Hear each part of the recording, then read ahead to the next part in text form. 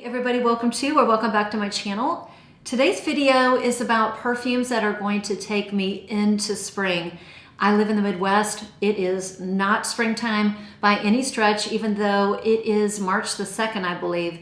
It's about 30 degrees, but the sun is out and there are inklings that spring is around the corner. And so these fragrances are going to represent that time that'll get me from somewhere cold as it warms up, maybe into April. So this is basically kind of like my March and April perfume tray. These are perfumes that I haven't maybe worn in a while. Maybe I just bought, they're new to me, or they've been neglected. And I'm gonna give them some wear in the next 4 to 6 weeks. Before I get started, if you have any fragrances that you love to wear in that transition time, maybe when it's cold, getting warmer, let me know down below. And if you wear somewhere warm, you're probably already wearing your spring and maybe early summer fragrances. So with that, let's just get started. I have a nice box here. I'm gonna start with a fragrance that I will be wearing on some of the colder days. It is new to me and I am so in love with this perfume. It's by the house for the scent of it. And what I love so many things about this house. Samples are so readily available. They're very affordable and shipping for the sample is easy to get. So I'm always testing some of these fragrances. And when I smelled this is called Dreaming in Incense. I was like, oh my gosh, this smells so beautiful. It does not smell like a typical incense fragrance. You know, it's not smoky, it's not heavy, it's not liturgical at all. This really to me is an amber. This is a beautiful amber fragrance that just happens to have a little bit of maybe myrrh, non-smoky incense in the background. There's something about it. I mean, this is stunning. There's something about it, and it lasts on your clothes for days, that has, I'm not gonna say vintage flair, but it smells slightly nostalgic in the best way. This smells like a beautiful, classy, timeless, elegant amber perfume. I think it has maybe a little bit of florals. I can't really detect anything. I get a beautiful amber. I get a very subtle sweetness and a little bit of a non-smoky incense. I would guess myrrh probably. I don't really smell frankincense. Maybe it's because the amber is so prominent in here, but oh my gosh, is this beautiful. I have worn it twice, 2 or 3 times this past week already, because it's not going to be a perfume I probably will wear in the, you know, the heat, the heavy heat of the summer, because it's an amber perfume. And I typically don't wear amber fragrances in the middle of summer, but it's definitely going to be, it's a great year-round perfume in my opinion, other than for the, you know, the really hot days. So I will be wearing it a lot until we get into that warmer weather. It doesn't get warm here until June, so I have plenty of time to wear it. The next one, let's see. The next one is a newer pickup for me. I held off on getting this perfume for a long time, like a year and a half. It's by one of my favorite designer houses, Dres Van Noten. I wish it wasn't one of my favorite designer houses because their perfumes are so expensive, but man, do they smell good. And they have wonderful discovery sets. In fact, that's how I started. And maybe over time, I slowly add one to my collection over time because they are pricey, but they're just so beautiful. They're just so well blended. And the one I just got is Soie Malaquais. You know, I was holding off for the longest time because there are so many others in this line that I love, but in the end, it's just so beautiful. And I've been having a little bit of a chocolate moment. Now, this is not a chocolate fragrance. This has a little bit of like a chocolate or a cacao in the background. To me, this is a black currant rose perfume, but in the most elegant way. This has a little subtle hint of some nuttiness, and I'm not getting dusty nuts. I'm getting, that sounded weird. I'm getting like a very smooth, creamy, like a nut butter. I want to say it's hazelnuts in here. Could be chestnut. And the rose is beautiful, very light, very clean, very fresh, almost like a rose water. And it has like a satin or a silk note, but oh my gosh, so beautiful. This is definitely a year-round perfume. I'm glad I finally got it because it is quite lovely and it goes so well with this transition weather. Not, snowing. I don't see this as a fragrance I would pull for when it's snowing or icing, but not in the heat of summer either. Every other time, perfect.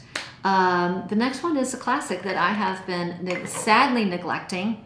I'm on my third bottle. I will say, I have to say, because my second bottle was about halfway done, and then I gave it to my mom. She subsequently drained that bottle, and I bought her a new one for Christmas because she loves it so much. One of the few fragrances that we both love.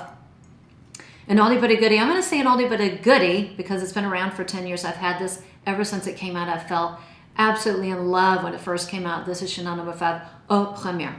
Chanel No. 5, the original, is too much for me, particularly the Eau de Parfum. It just was too much perfume for me. This one is much more me. This is a modern take on that. If you hate Chanel No. 5, and I know a lot of people do, I don't hate it. It's just not me. It's a more modern take. It's a little bit lighter. It still has the aldehydes, but it's not overly soapy. It's not screechy. It has the classic Chanel florals. There's always a ylang-ylang, jasmine, and typically rose, but they're blended so nicely. It still has a powderiness, but it's not overly powdery, and it has a soft, sweetness. Little bit vanilla, but it's certainly not gourmand. Chanel doesn't do gourmands. But to me, it's just a beautiful modern take on that original, and I love it. And my favorite time of the year to wear this, and when I typically wear it, a signature scent worthy, is the spring transition months and the fall. That's when I love it, and I will definitely be getting this classy, lovely lady out.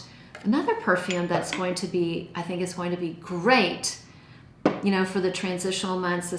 I think this is great in the colder weather. Maybe not in the heat of the summer, is a Quentin Beige creation that's very unique. It has a note of sesame in here. I love sesame. It's been one of the, other than rice, I love the note of sesame in a fragrance. I think it gives it, like, it adds a warmth. It adds a slight nuttiness without being overly nutty, and it's creamy. It adds a creaminess to it. So this is an orange blossom or neroli dominant fragrance, one of the two. I guess it's not super green.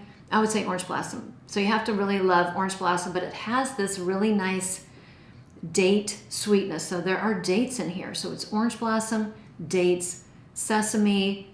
I would guess a little bit of honey because it does have this honeyed sweetness, and it's perfect. So I think the heavier notes, like the dates and the sesame, give this a warmth.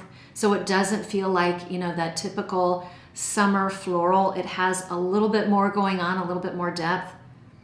And I love this. It smells so pretty. And I really kind of think March, April, May and then the fall too, are the best times to wear this beauty. The next one is a fragrance that was gifted to me. It's by the brand Octavia Morgan. So this is a cleanly formulated niche house, but you can pick it up in Sephora. This is so beautiful. Again, if I get something in PR, I'm never going to rave. If I rave about it, it's because I really like it or I love it. This is a fantastic perfume. I'd never heard of this brand before, and I'm definitely interested in trying other things because this is beautiful. This says dark rose, and this is a dark rose, but it's not gothic. This to me is kind of like a nighttime rose. It's velvety. I would say it's like a purple rose or a magenta velvety rose. This has a dark plummy, fruity quality, like a sweetness to it, almost like a plum liqueur. Actually, I do think this has a plum liqueur in it, but it's plummy, and oh, this smells so good. A little bit of spices, maybe like nutmeg, maybe I think this has pink pepper, but it's not overly peppery because I can definitely detect pink pepper usually in fragrances. The spices are very subtle. It's not sweet. It's not like baking sweet, but it has some spices in here. I don't know what else is in here. I get beautiful rose. I get a plummy sweetness, a little bit of spices. Maybe this has vetiver, and it has patchouli. Definitely has patchouli in the dry down. I think it gives it a sexiness. I would say like a green patchouli. This is stunning. I am so incredibly impressed with this brand. And let me tell you, if you are into strong fragrances that last forever and project, this is it. And I think for a niche house that's cleanly formulated, very, very well priced. I want to say this is $150. You can get it in Ulta. Very, very nice. Okay, I did want to say as I'm looking at these, most of these are on the higher end. I always usually do a dedicated, affordable springtime video, and I will do that within the next maybe 4 to 6 weeks, because as I'm looking at this, the vast majority of them are 100 or above, except one.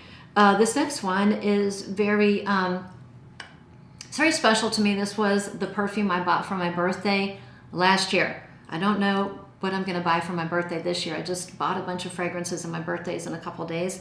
But my birthday present to myself was Windflowers last year. One of the fragrances I tested out. I brought a tester. I was visiting my mom right about that time, and my mom's picky Lori. She doesn't like many things, so she's not a floral girl at all. And we were sitting on the couch watching movies, and I had sprayed this before, and she said, "Oh, what are you wearing? It smells so good." And I loved it. It was like my scent that I brought down for that particular week on vacation. And I came home and bought the full bottle, and now you can get it at the discounters. It's much, I think it was way overpriced when it first came out. It's a beautiful, musky, peachy, almost like a fruituli. I don't think this has patchouli in it, but I definitely get patchouli. I get patchouli, so whether it has patchouli in it or not, that's what my nose is detecting, because it has that, you know, that patchouli type of a vibe, peachy, musky. I think it has been compared to Coco Mademoiselle, and I can see that. They are very different to me. Coco Mademoiselle has a lot more rose, very, very rose dominant. I think this has rose in it, but I get a little bit more jasmine. The patchouli is a lot stronger in that one. I think they both have like praline sweetness, but this one's not as sweet. So Coco Mademoiselle, a lot more patchouli, a lot more praline, a lot more rose, and it's a lot sweeter. This one is in general more musky, more peachy, and more floral. It has more of a, you know, a universal floral quality to it, and I do pick up a little bit of that jasmine. It's really, really pretty, and I'm going to be wearing this in March, April, and May. One that I wore this morning, I wore this to church because I think this is a terrific, it just screams spring to me. This is New York Flowers by Bond Number 9. And it's not, there's a depth to this for sure. And there is a fruity sweetness in here. It's an orange citrus. I want to say tangerine or orange, something along those lines. But it's very, very dense. Oh, it smells so good. It does smell a little bit syrupy. So the fruits have a little bit of that syrupy quality to it. And because it has that density, because it has that sweetness to it, it makes it a little bit better for the colder weather. You know, lovely florals, I would say rose, iris, jasmine, that blend. I don't really get gardenia at all.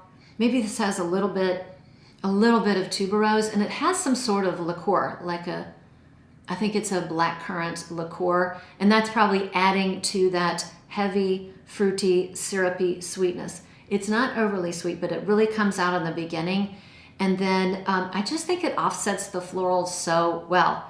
As a perfect dose of flowers, but it's not like summer floral. And it has that beautiful syrupy sweetness that, I don't know, just goes so well with the florals, and it's perfect. I don't typically wear floral fragrances when it's cold. They just don't seem to go. But something like this goes. When it has a syrupy sweetness that's not too sticky, it's just something that I think is perfect. And again, like I said, I've already got it out, already started wearing it. Was my scent this morning. I'm going to be wearing a sandalwood, one that I've been neglecting that I think is really pretty, and you can get this at the discounters, is Peau Santal by Miller Harris. This is a modern sandalwood, like that sandalwood that one thinks of when a very crisp, sometimes a pickly. This is not pickly, but that Santal 33 sandalwood. I call that a modern sandalwood. This is a spicy sandalwood, and to me, I don't get any no pickle nuances. I do get that in Santal 33, not so much on me, but when somebody else wears it, oh my gosh, to me they smell like dill pickle, or like dill pickle dressing, or like a salad dressing. So this one, I'm sure some of you might get that in here, but I frankly don't. It's a little bit more spicy. I think it has papyrus, a lot of papyrus in here, which is warm It can be earthy, it can be spicy. Sometimes it can have a little bit of a, like a leathery touch. I don't really get that.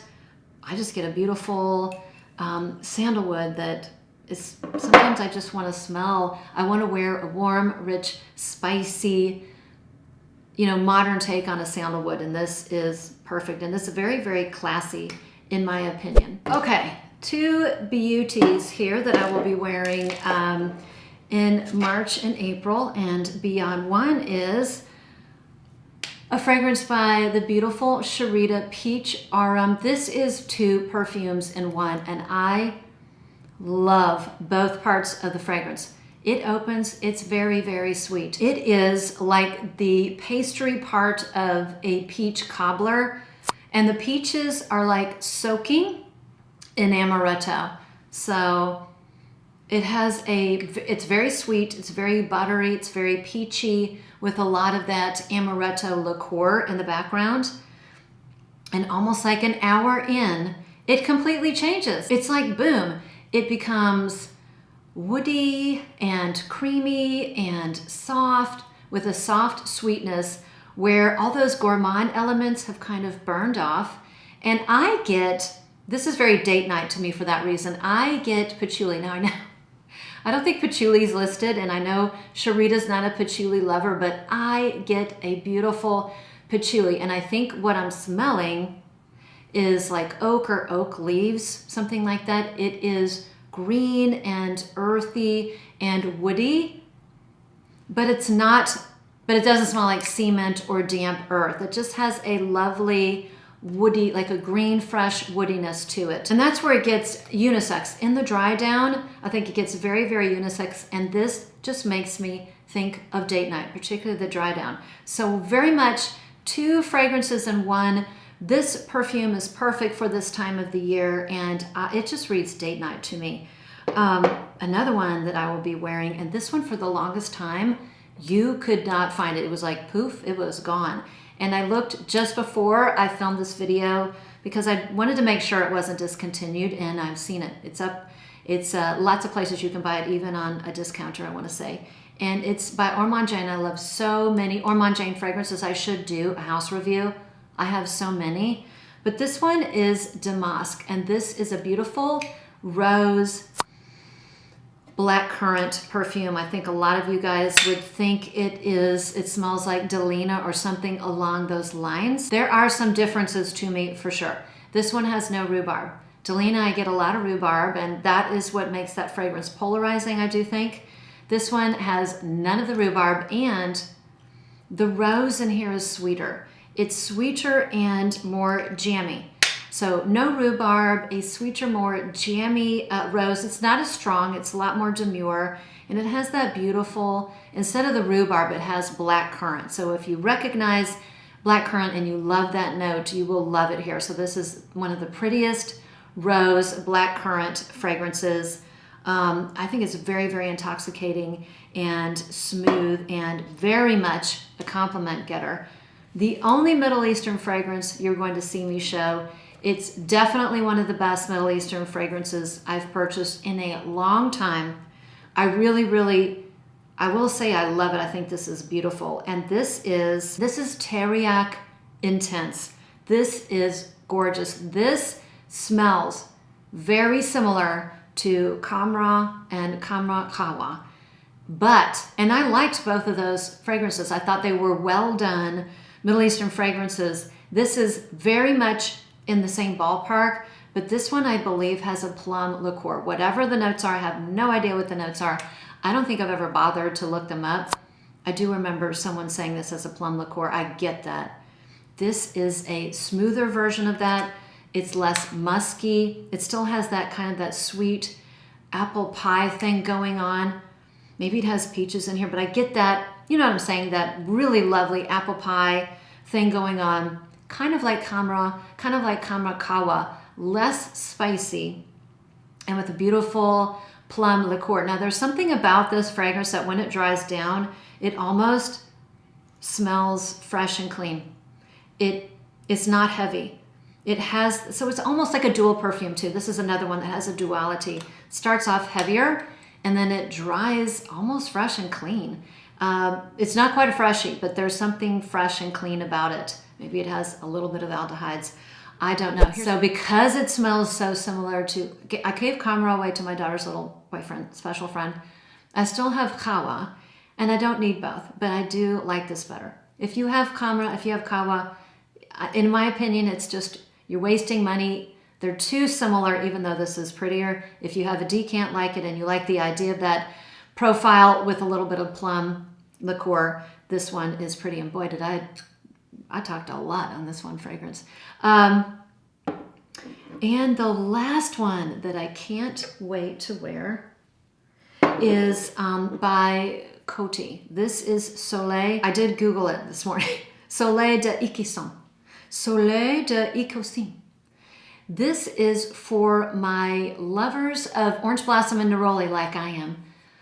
Oh my gosh, this is beautiful. It's a sweet orange blossom neroli that is quite heavenly, and it smells similar to other.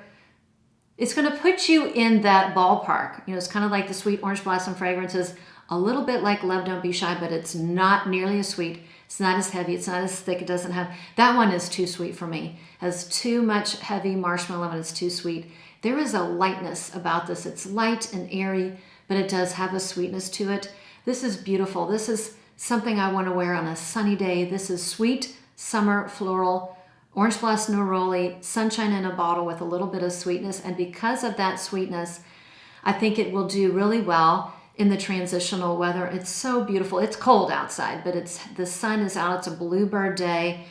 And this is something I could see me wearing in that transitional weather. I will definitely be wearing this further in the spring and also in the summer, but that sweetness will make me want to pull it out on some warmer spring days.